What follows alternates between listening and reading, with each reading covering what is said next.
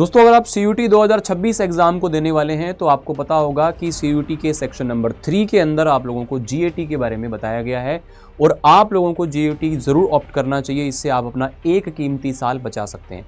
तो आइए समझते हैं कैसे इसकी तैयारी हम लोग कर सकते हैं। GAT के अंदर कुल आपको 50 क्वेश्चंस मिलेंगे जिसको आपको 60 मिनट के अंदर करना होगा।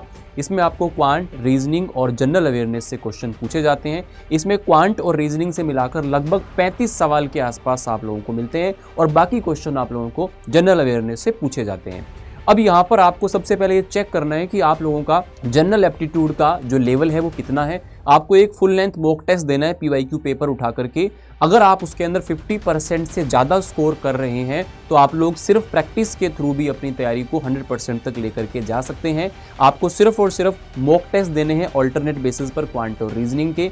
धीरे धीरे आप देखेंगे कि आपका जो लेवल है वो 80-90% तक पहुंच जाएगा। जिन चैप्टर्स में प्रॉब्लम आती है सिर्फ उन चैप्टर्स को ही आप बहुत अच्छे से डीपली पढ़ें और बाकी आप प्रैक्टिस के थ्रू कर सकते हैं।